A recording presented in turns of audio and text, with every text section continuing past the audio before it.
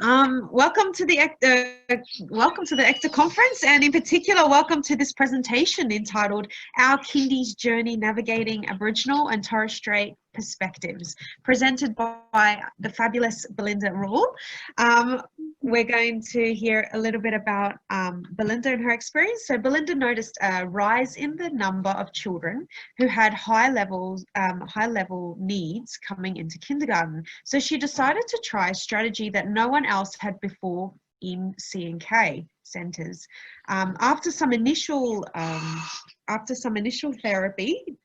Oh my goodness, my apologies. After some initial research, she made the courageous decision to introduce Millie, the assistant therapy dog, and there's been no turning back since. Millie's presence has not only made an enormous difference to the well-being and learning of children at C&K Eimeo Road Community Kindergarten, its success has now been replicated by some other centres in the area. The strategy is also one of the reasons the Eimeo Road director and teacher was this year's recipient of C&K's Excellence and Innovation Award for Professional Excellence, and the organisation's overall Emeritus Professor Mary Mahalani, my apologies, AQ Excellence Education Childhood and Care Award. C&K Early Childhood Education Manager Sonia Stewart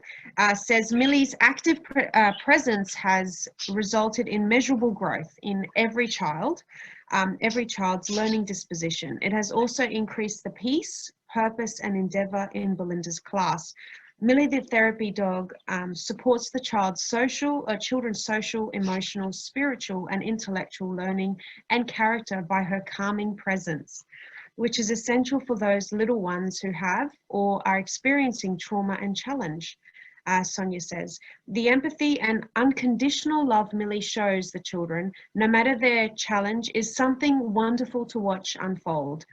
The initiative has also attracted international and national attention, and the researchers from Queensland and the US approaching Belinda about doing research projects on the program. Millie isn't the only animal at Eimeo Road. Guinea pigs and chickens have also been introduced. To further help students with high-level needs, Belinda has also introduced an inclusion toolbox, which includes a wide range of senior resources, sensory resources to help all children better engage in activities. So just before we start, you would have heard the housekeeping before, but everyone is on mute at the moment. We're going to keep them on mute, and if you do have a question, just feel free to pop them in the chat box, and I'll talk with Belinda about your question. Yeah, so without further ado, I would like to introduce Belinda. Thank you, Belinda. Thank you, Evie. Hello, everyone. And I feel we need to congratulate ourselves for reaching level 21 of the game board Jumanji as well. As Evie has introduced, my name is Belinda Rule. I'm the director teacher at C&K Eimeo Road Community Kindergarten, which is in Mackay's Northern Beaches. And after a huge year, and also coming on the back of the awards from last year, it's helped open up, excuse me, a few doors for my kindy that's benefit our children and families we work alongside. Before I start, I know this morning you've seen lots of information about other things, and to add to your journey, feel free to take notes, ask questions, and I'll make available the slides from today. Firstly, I just want to share with you our acknowledgement to country from the perspective of our little people.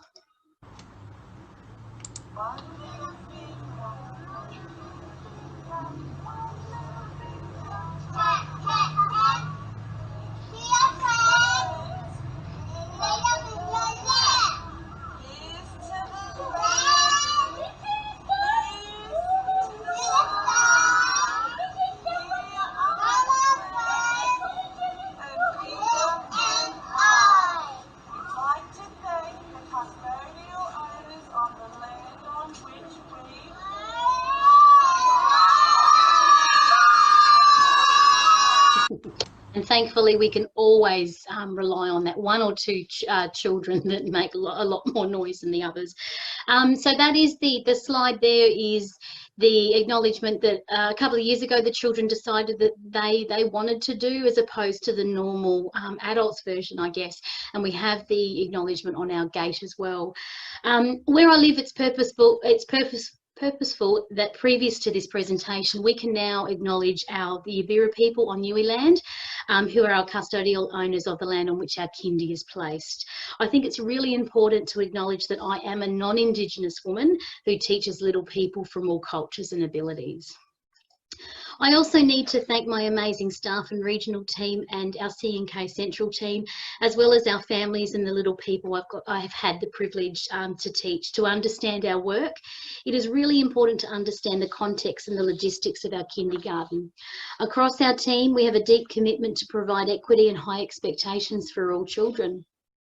So this aligns, excuse me, with our C&K curriculum approach, Listening and Learning Together 2019, which I was actually a part of as well, where all children have the rights, and these rights are universal and interconnected. Educators value each child as an individual with a unique identity and story about who they are and where they come from. We talk to the children about being present in their day, to really take in our environment, to take those shoes off and to feel the ground and to look up at the sky, but be careful not to look at the sun, and really give thanks to being here today. So I do thank you very much for being here on a Saturday. Now, before we start, I'd like you just to write down, just quickly on a piece of paper, where you are as a service in this moment in time around embedding Aboriginal and Torres Strait Islander perspectives. Where are you personally? What barriers are you facing? And one question that you have.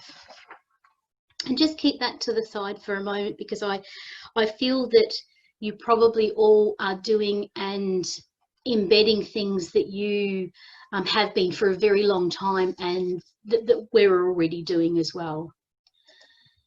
I'd like to take a short moment to share with you one of the two beautiful clips that our marketing team took of my kindy, my team, our children, and our kindy dog, Millie.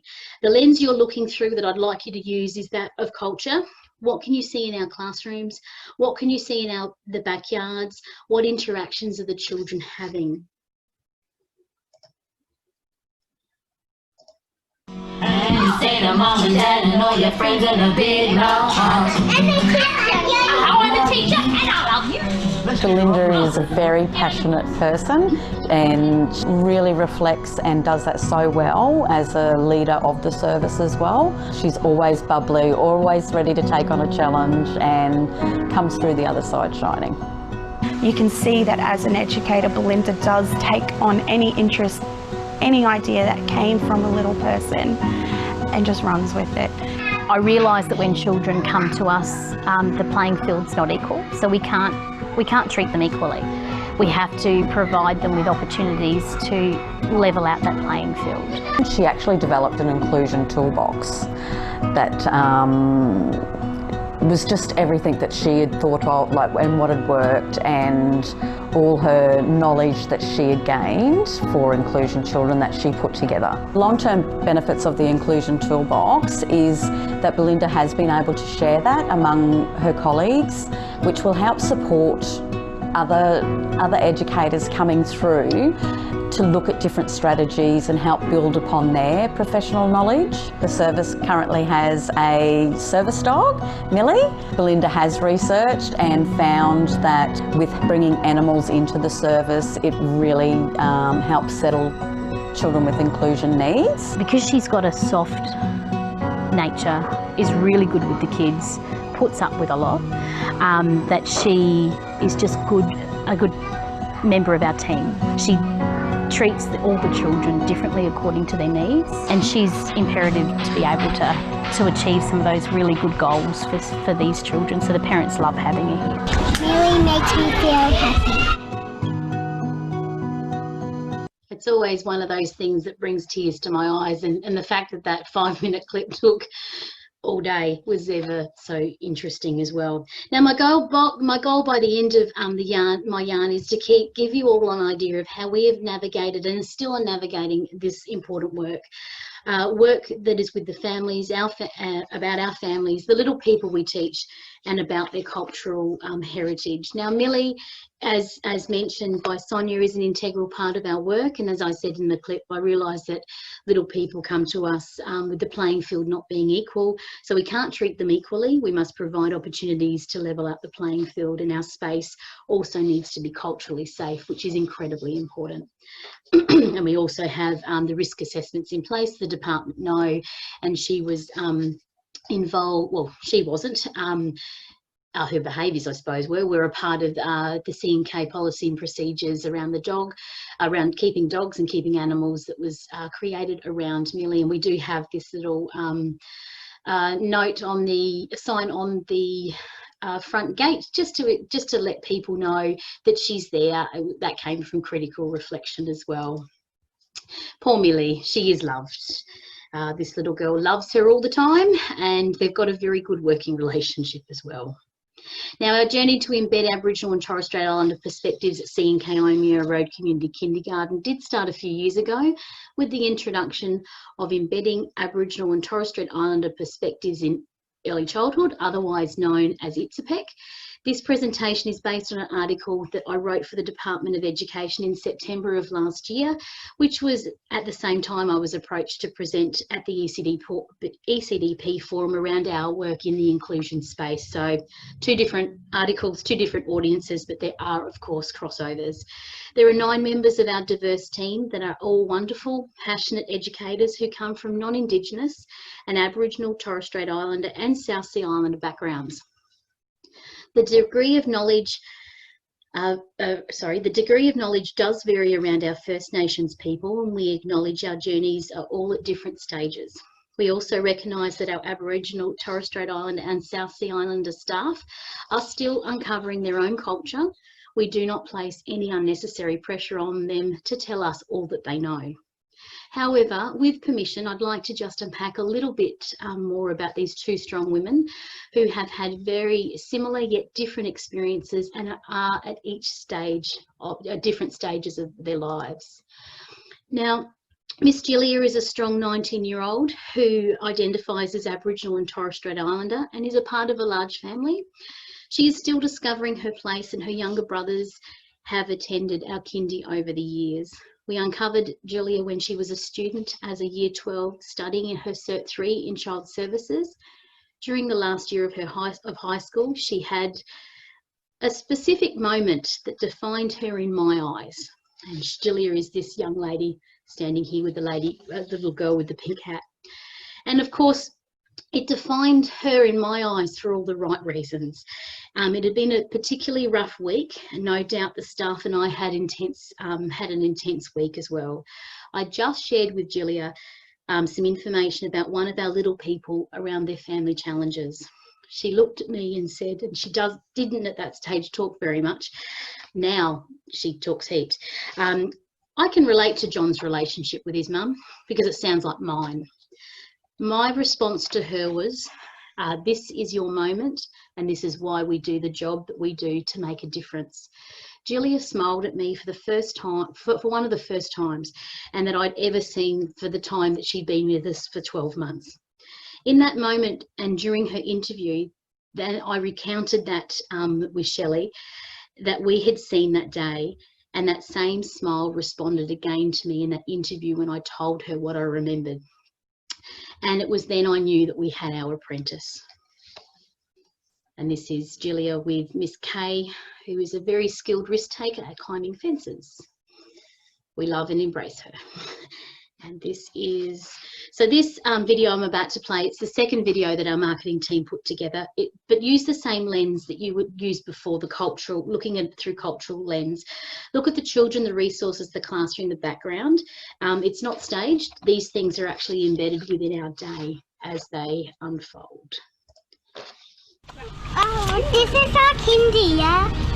We got frogs and sand.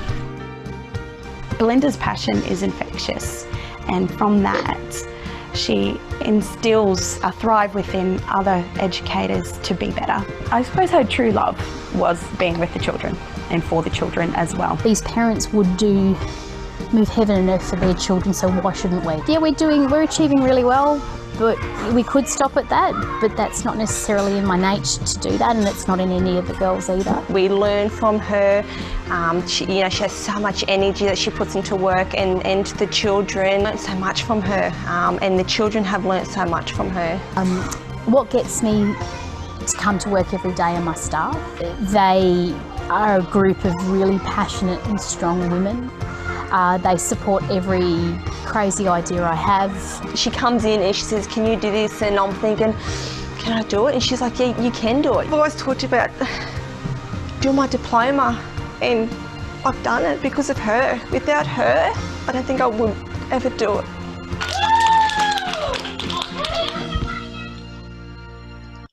So that was Miss Shelley. So Shelley has discovered recently that she has discovered that she's South Sea Islander, and that is her heritage.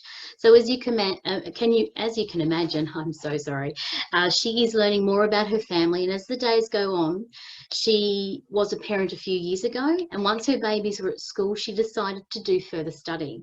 She completed her prac with us and our kindy, and when a place became available, she went through the interview process. Even though she was the only candidate, we made her do the interview as well. She has become a member of my staff. In that time, I believe, when the time is right, she will become an early childhood educator, a teacher, because she's already showing those skills, and as you can see, she's passionate about the role, the children, the service, and has a very strong belief that we need to put children first, and I really do hope that was captured in the video. Now, when reflecting on our journey to embed Aboriginal and Torres Strait Islander perspectives, it is important for us to keep evolving as a team and strengthen the belief that all children come first, removing as many barriers as we can for our First Nations families. We need to provide a culturally safe space for all children, but in particular those children of Aboriginal, Torres Strait and South Sea Islander families. Many family members see kindergartens, primary and high schools as a place to fear, not embrace. This is because of our hidden history. Importantly, we understand that it is okay not to know everything, and we are always open to learning things, and it's not about getting an elder in. We are a 2-unit standalone kindergarten, and we're on the school site of Eimeo Road State School, but operate independently. We have 88 children enrolled who attend during the week in 4 classes. We are located in Mackay, and we're in our 8th year of operation, and we've had the privilege of seeing approximately 800 children and their families come and go from the service. In the last 2 years, we've seen an increase in enrolments from families that identify as Aboriginal, Torres Strait Islander and South Sea Islander. We are proud to say that in 2020 we again have high numbers of children, and we're humbled that they have chosen to access and participate in our kindergarten program. At this stage, we're not a no-cost kindy, which means that 0 fees for children who I identify, and this is through the assistance of the state government. So this speaks volumes to us. The community believe that we are culturally safe, and their babies will be welcomed with big open arms. In the beginning of our journey, hanging the Aboriginal and Torres Strait Islander flags within the centre was one of the first things that we did.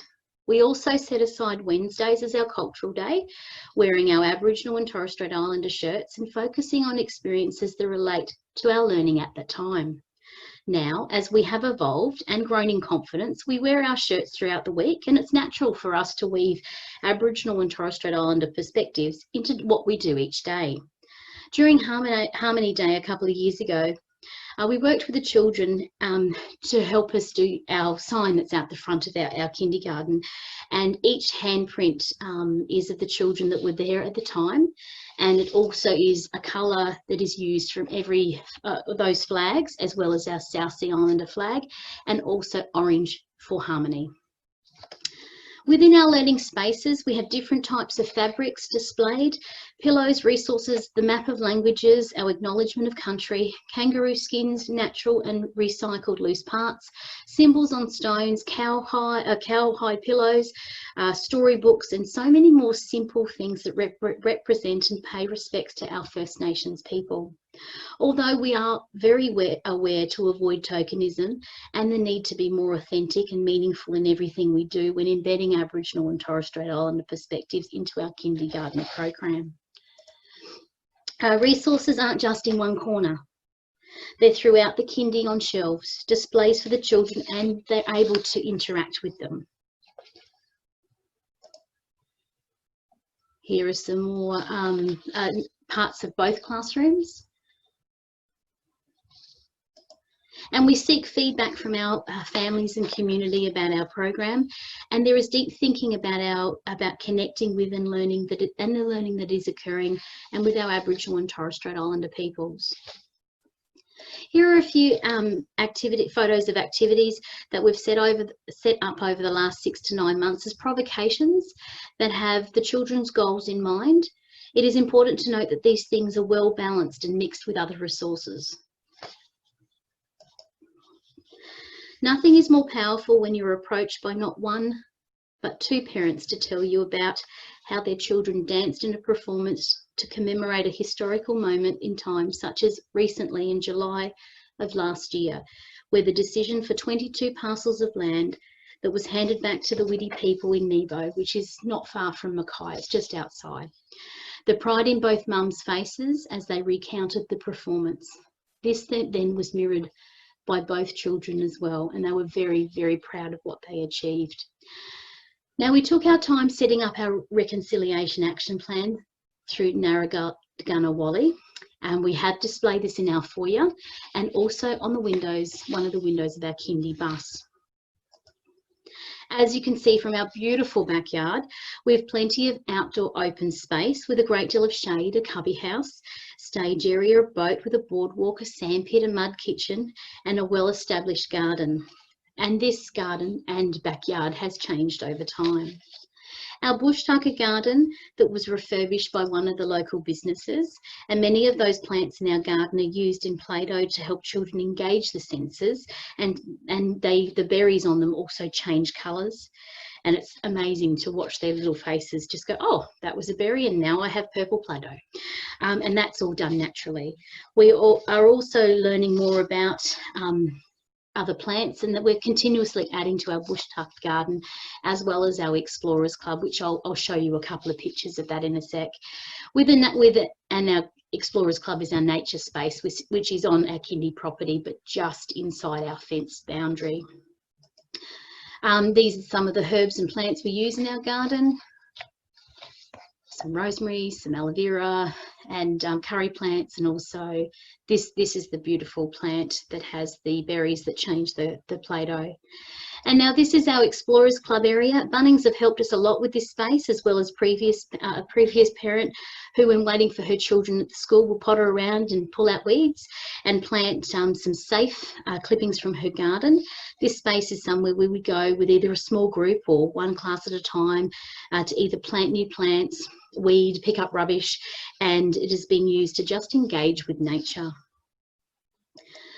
Joining cultural events hosted by our community has been an important step in our journey, whether we're busy or not. For the first time last year, we were invited by the committee and attended the NAIDOC celebrations. This assisted us with our learning more and more about our community and helped us understand more about what the celebrations mean to our community. Now, Miss Sharon, who was born in England, she was very nervous about attending NAIDOC, and her pure and simple worry was, I'm white and I'm born in England. It didn't take her long to feel comfortable, and we saw many of our families past and present at Queen's Park. It may seem trivial, but to her it was a concern, and it was a new and exciting experience for all of us, despite continuously working towards reconciliation. And this has been happening for quite a long time. There are so many things that now just happen as a part of our daily practice. The book that you can see in front, the Aboriginal Early Childhood Practice Guide, has helped us to continue with our journey. We use credible and well-balanced resources that help that continue to help us with our journey. The acknowledgement of country is implemented each day, and we talked with the children about our connections to our environment. We have also recently invested in 2 online professional development offerings from Our Mob and Winnagara Bubs. And in October, we've booked a face-to-face professional development around cultural competence that is from another perspective, the medical profession. And as I said before, we like to dive into knowledge and then learn more about everything to better our practice. Now, another example of child-led learning and respecting our little people's culture played out on a very busy morning. I can't remember why both classes hadn't taken some time to engage in our usual practice of morning circle, but for some reason, both Miss Wendy and I hadn't. I do, however, remember one of our fiercely independent young 4-year-old ladies, Sasha we will call her, she came up to me in a confronting way, and the conversation went like this. Miss Belinda, have you guys said the acknowledgement this morning? Because we haven't. I want to know why. Taken a little bit back, I started playing in my head as to why we hadn't. Very quickly, I might add, as we had Sasha, hands on hips, tapping her foot on the cement. Actually, no, we haven't. And Sasha, I really don't know why. How about I sing the song and get everyone over and we can sit down and do the right thing. Luckily, my quick mother skills kicked in. My flight attendant face was engaged and she responded with a smile. Yep, sounds like a good idea. That way we can get on with our day. So I sang the song, which indicates to the children that something is about to happen and that by term 1 of about week 3, they're in tune with what teacher or educator is singing. They stop at what they're doing and they run over to the classroom where the voice is coming from. And it's a simple tune and really, I'm not a singer and it doesn't really have a tune and and you'll all possibly be familiar with it. It's simply, oh, where are my kindy friends? Where are my kindy friends? Where are my kindy friends? I need you over here or wherever. And the children all come over. And because this isn't one part of our normal day, the educators and teachers stop and also come over. I explained it this morning. Both classes, we've missed participating in the acknowledgement. So the children make a circle, we all sit down. Miss Kylie had her iPad with her and captured the moment beautifully. And then I had a really happy Sasha who was able to continue with her day. She's a strong, proud Aboriginal woman who would tell her stories down the back in the sand for her friends. We were never quick enough to be a part of it. We, of course, offered a variety of resources for her to extend her story, but she always said, no, thank you, I'm happy. And that's more than okay. And I often think that maybe these stories weren't meant for us adults and not for us to hear. And that too is more than okay. Acceptance is okay. And I've just put a little clip because this is some of the land at our kindy. It's not just dirt, it's a canvas to draw, a place to make mistakes, a place to connect with our environment, and a place to share with friends. And to this day, I probably will never forget Sasha. Now, we've made our kindy newsletter available to our elders, and this has built a deeper connection with our community partners. We send the newsletter with no expectation that we'll hear a reply. This isn't the reason we send it. It is to let another part of our community know what we're up to. Last year, we sent out invites to elders for Father's Day, and Auntie Lynn called to the service to RSVP. It was fantastic to hear her voice. And as the year unfolds, we'll continue, and hopefully with COVID, we'll be able to invite everybody back into kindy. It's, as I said, no expectations. They're not coming because there's a special job for them to do.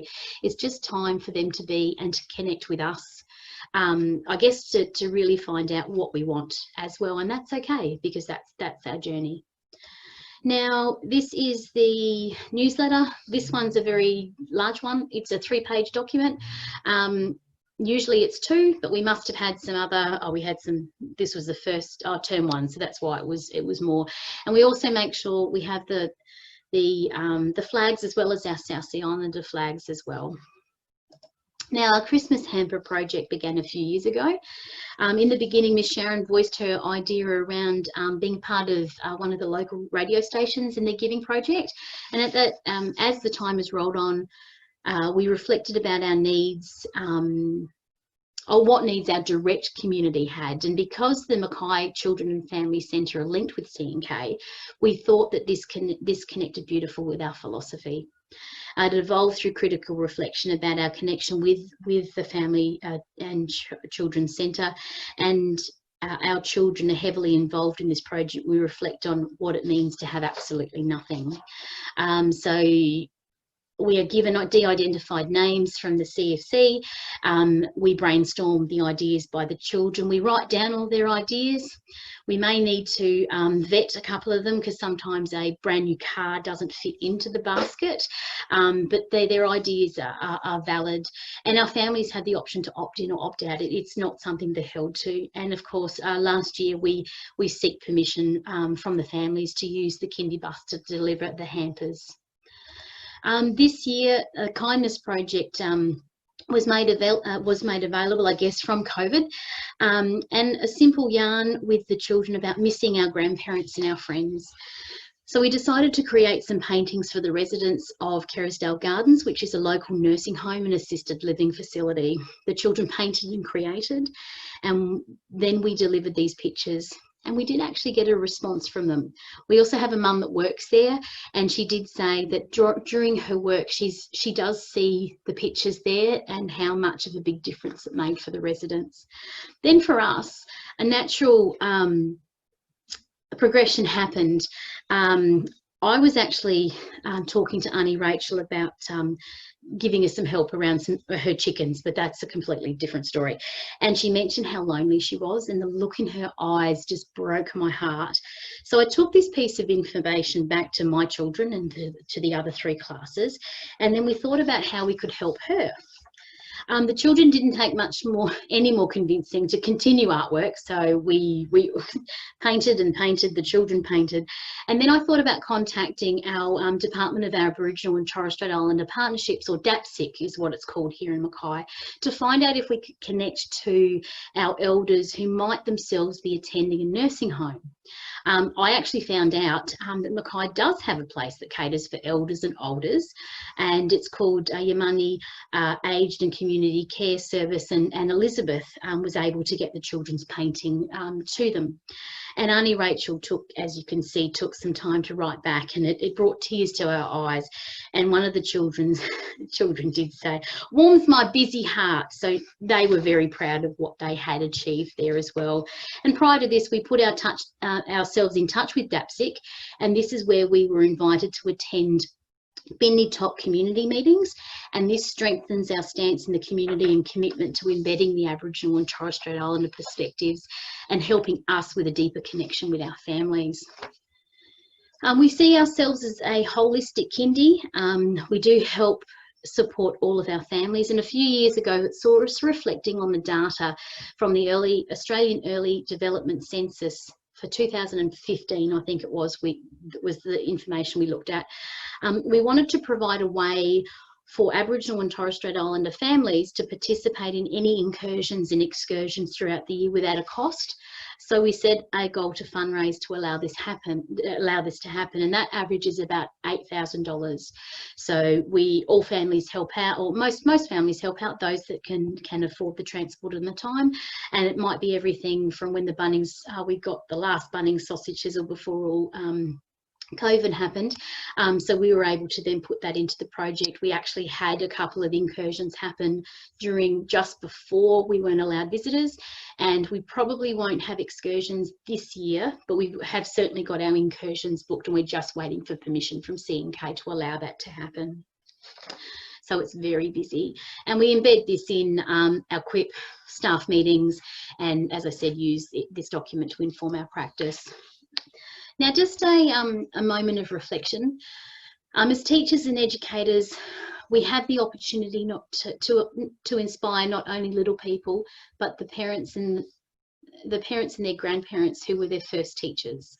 We grow from our aha moments, and our experiences in the classroom and in the community shape us the best to be the best that we can be. Now, our team was humbled to hear a grandmother who identifies as Aboriginal say to us at one of our orientations, "My babies haven't come to daycare because bad things happen." This made us really stop and think about the wonderful things that we had been doing with embedding Aboriginal and Torres Strait Islander perspectives. Because if she didn't feel safe, they wouldn't be coming. In addition, the professional development, and if you ever have the chance to do Living Under the Act, do it. It turned our world upside down. For us, the aha moment was, and the lightning bolt struck.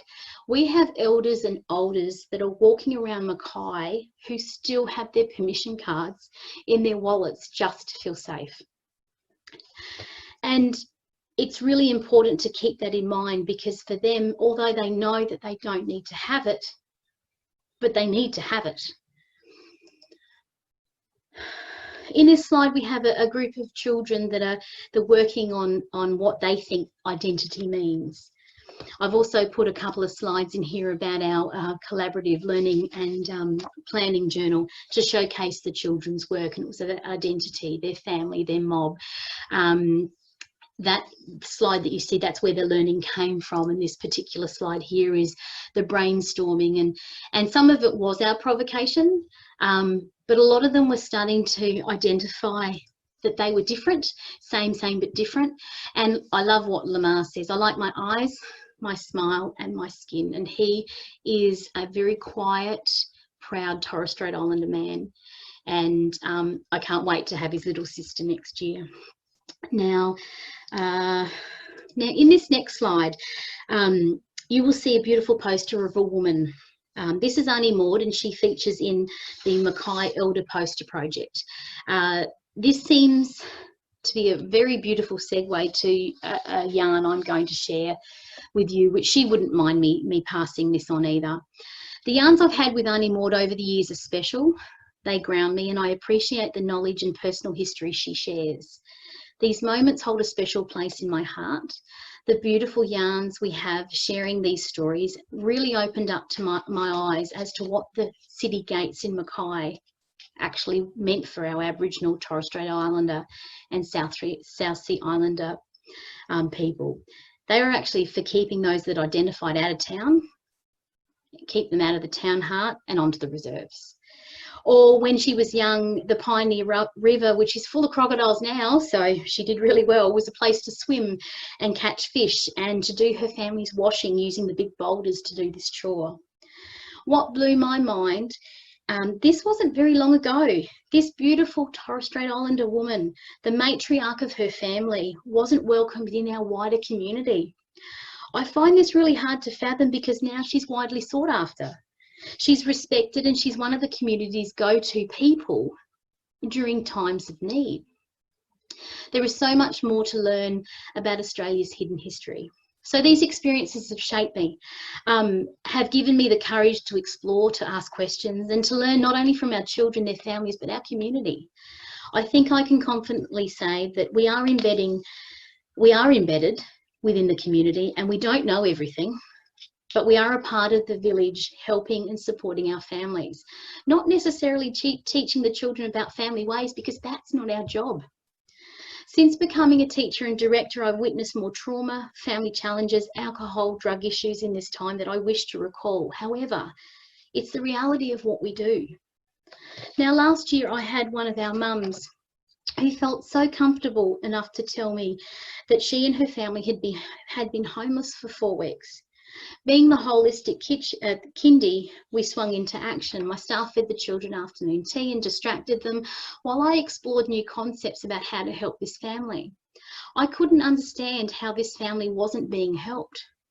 Then I realised that, and I do realise there are always two sides to every story, but I learnt a lot that day, and really all that Mum wanted to do was to be heard. Families have struggles, as Auntie Rachel said at our C&K 2019 symposium. The issues we're facing aren't cultural problems, they're community problems. And she is right. Making family connections is so important. We have embedded being an educational hub for those studying towards their degree, their diploma, their Cert 3 in Child Services.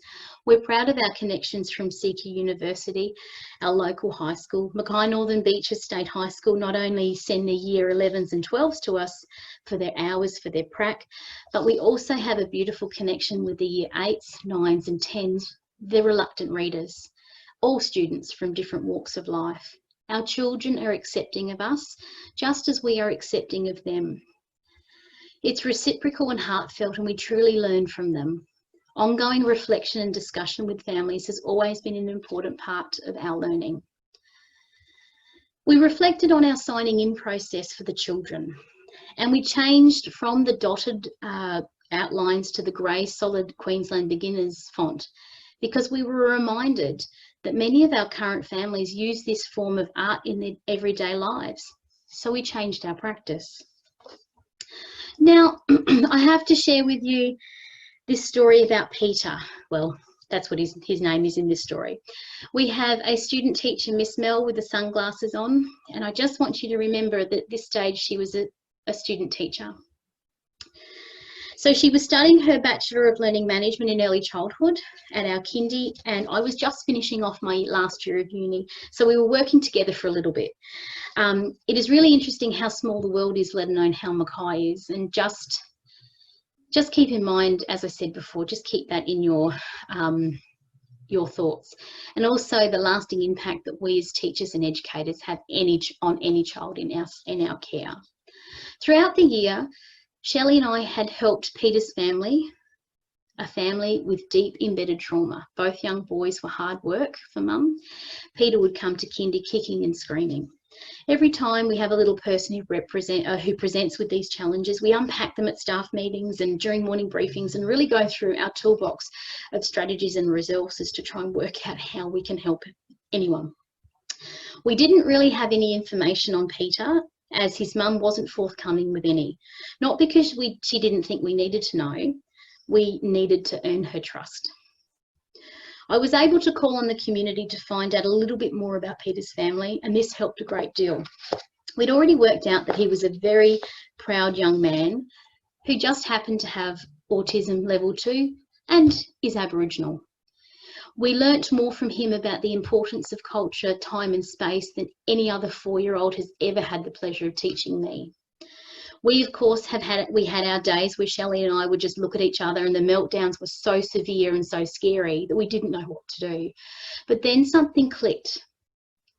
Connection happened. Connection happened with Peter, Shelley and I.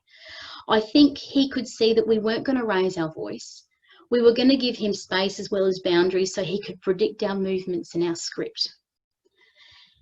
He would use the rocks as tools in the backyard, not to destroy things, but to explore the trees and the logs and the witchetty grubs. We would just remind him about safety and just ask him that he needed to think about what he was doing with everyone around him, not necessarily him, but if a child ran past. And he was able to do this, and he felt safe.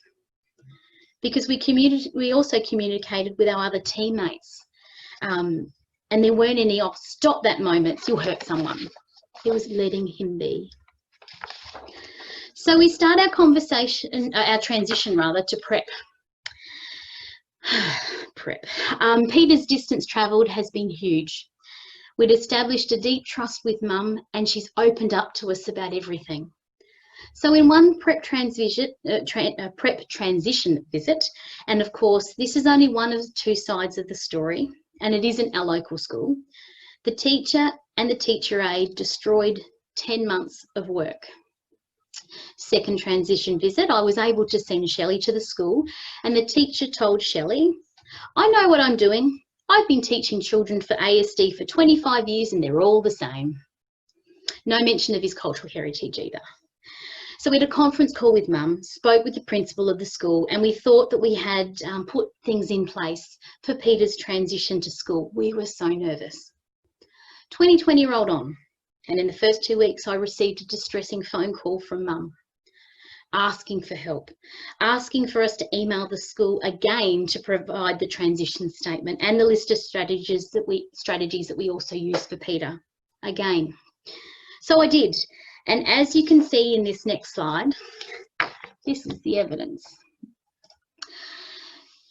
So Peter Smith, and I did rewrite this a few times. Shelley got the impression that the teacher was confident with her experience, and Shelley left it at that. We were under the impression that everything was in place to help Peter to achieve success in the school environment. We understand that our environment is a lot different than the schools, and there are lots of things that need to happen within the time frames. Point of reference, transition statement and email with handwritten strategies from Peter's mum, Claire, as well attached. The strategies that worked really well in our kindy environment as follows. The teaching staff need to earn his trust. This is more important than anything I can say. He needs to feel valued, and a way to earn this is to take interest and pride in his Aboriginal heritage. First and next strategy works perfectly. Visual pictures, photos of him doing his jobs, not necessarily pics, because we're dealing with a little person who's still egocentric with certain aspects of his development. Perhaps the full visual timetable will help for him to see what's expected of him. Maybe even spread over this of the session, like break it up for the sessions of the day. For example, in a block till morning tea, set him up for success, those sort of things. You've got to get down to his level. Eye-to-eye contact and explain to him why things are going to happen and with what time, and give him some time for processing. He'll understand what's being asked of him. We use green and red choices to help the decisions that he makes. Peter doesn't like the spiky cushion, but does respond well to weighted objects like Patrick the dog or even the doorstop from Spotlight. And then I might have gone too far, and I did suggest some training strategies that potentially the school could look at. And I put it that we, things that we do, and we do. Dr. Kayleen Henderson's Circle of Security is also helpful. It helps teachers and educators understand that all children need to feel secure. We find the resources from Sue Larkey and Tony Atwood are very beneficial to fully understanding little people with ASD as things have changed, and they change each year. And she seems to be the most current professional out there who reflects on the practice. Something we do as a refresher, and we do it every year. Any questions? We're happy to ask. Love me. Now, the next, well, before I go into this slide, the next thing I heard from Miss Mel. So remember that student teacher? It's okay, I've got this. He's now doing well. We also received an email from Mum with Student of the Week. So Miss Mel, who was a student, was the teacher that had also made an impact on this family's life and was able, and I haven't heard boo, I see a happy little boy in our community. So just remember, we have the power to do good and not so good for these little people. In your holiday break, if you ever have a chance, look up the documentary In My Blood Runs. It's important that we see education from the view of the child. So I guess most of us, or I am a non-Indigenous teacher. I sat there and I blubbered as a part of it, just watching, and I was in a group of people from the Mackay Family Children's Service, and it was just one part does resonate with me. There was the teacher was looking at dreaming stories, and half the class, it's in Alice Springs, so you had half the class that were Aboriginal, I think Aboriginal, not necessarily Torres Strait Islander, but also non-Indigenous. And the teacher was making fun of the dreaming stories, and he was putting his hand up wanting to sort of explain to her about what this particular story meant for him, but she dismissed him. So that if you get a chance, please do it. A part of our service philosophy is built around the importance of building relationships and establishing open communications with our families. For our team, we have learnt to be non-judgmental, honest, open, available to walk alongside and support each family, no matter what that support is. As we get to know our families, we observe the children, we listen to our community, we ask questions about our community and connect with other community partners that make a difference in our Aboriginal and Torres Strait Islander families' lives. When needed, we feel confident to respectfully raise issues and concerns with our families, and this is echoed in our C&K curriculum approach, listening, learning together. Our connections with local Bunnings is so important. They've been there to help us with the children's ideas about providing more fruit for the service for everyone, because they were noticing that lunch boxes weren't full. Last year we embarked on a pilot for the bus, and we welcomed our bus driver, Miss Helen, and we can now proudly say that we have a kindy bus. Miss Helen also works as one of our inclusion support educators. This has opened a lot of doors for our families that couldn't attend because transport was and is an issue here in Mackay, and we've now removed that roadblock. Something really important, everyone, and I was reminded last week that we need to mention teacher and educator trauma. We all come into our job with our invisible backpacks full of our own experiences, good and bad. We need to acknowledge this early on in our careers, I think, and continue to reflect on the situations that arise. Am I letting my experiences or my internal script play out, and is this affecting my professional judgment? But we also need to be wary of trauma we're exposed to in our daily lives through the experiences of the children and what they are living. I have only now been able to acknowledge how that affects me, and I have my own self-care way of entering back into my family. And each afternoon I've got to do this before I sit and watch my boys run around a track. And I have to do this every day, otherwise the emotional part of our job really does impact on my personal judgments. It doesn't mean I care any less for the kids and the little people that we look after. It just means I need to do this to be a better teacher for them and a better director for my staff. Now, it takes courage to let go of traditional practices, to reinvent ourselves and innovate for change so we can be the children's voice and advocate. We're very aware of the difference it can make to a child's transition to school when the child and the family are supported early. It is unacceptable to our teaching team to leave it until children go to school and it then be the prep teacher's problem. We start early to make a difference to children's positive learning outcomes, and we lead by example. I now feel comfortable and openly acknowledge our children who are Aboriginal and Torres Strait Islander and South Sea Islander during their day and authentically meaning it. You are a strong Aboriginal woman, or I love how you are looking at your play through your strong Torres Strait Islander eyes. Their response in their smile, in their eyes, and their sparkle, it completely warms my heart. And letting them know that they are truly respected and loved at the kindy that they belong to, or belong with rather than to. Another simple thing that is available, that we wear different sorts of earrings. In the video you might have noticed that some of my staff were wearing autism earrings, breast cancer. I've got a host of flags that I wear, and to make connections to my little people, particularly for those that are unsettled. I know Sally loves unicorns, so we decide together what type of unicorn I'm going to be wearing the following day. Sometimes I'll wear two because she can't decide. Here is our foyer, some beautiful artefacts there as well, and our philosophy and resources for parents as well. I'm proud of what we've achieved in this time.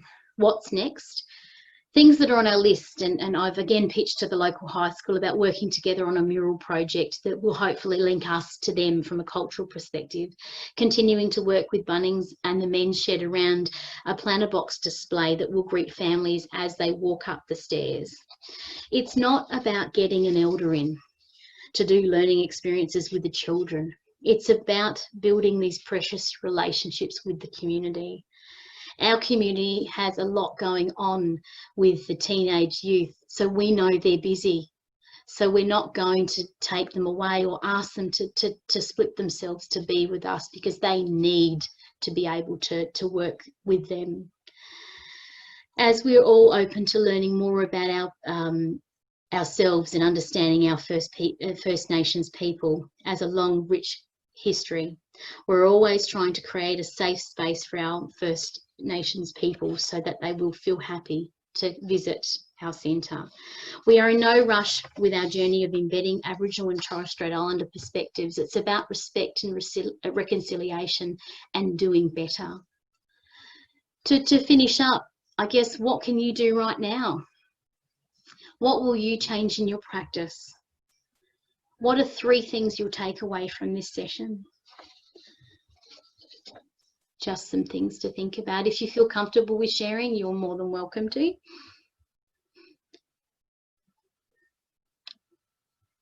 Give them a minute. And feel free, guys, you can unmute to share. Yep.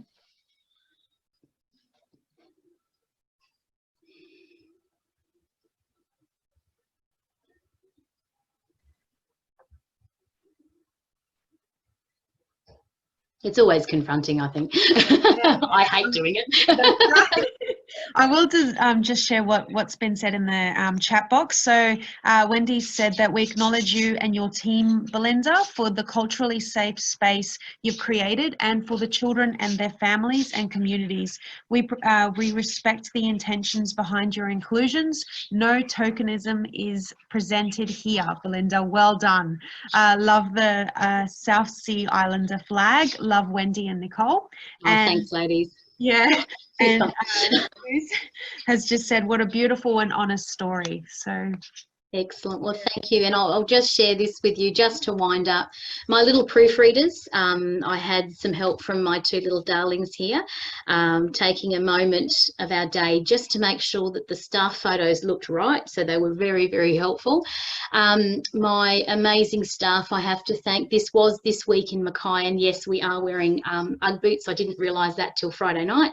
And Millie is there with Helen, Wendy, Sharon, Julia, Shelley, Kylie, myself, and also we also have to just think about, we have to have a little fun as we remember not to take ourselves too seriously, because if we don't, we will cry. And thank you very much, everybody, for taking the time, and a list of my references as well. So any questions, please feel free. Great, thanks, Belinda. So just to read the comments box here. So displays can share so much. I wish to change ours now, and your visuals were very helpful. And Stars Institute said, thank you, Belinda and the team at your service. Keep doing what you're doing and being who you are. 2 deadly sisters, Nicole and Wendy. That's awesome. Oh, thank you. Yes, Naomi, lovely to see you too. Yeah. Oh, my goodness. And look, Belinda, I have to say thank you so much for presenting. Honestly, it's been a very exposing journey of yours, and not only has this been just a what could we do in our practice, but you're really showing us that your principles of having good solid relationships with children, treating them one-on-one, knowing them, getting them to trust you, as well as the families and catering to them and the community in itself. It's just it's beautiful to see. You don't see that often enough, and you're a great example, and so is your team and Millie. So yeah, I'm speaking on behalf of everyone. We're very appreciative. Thank you so much.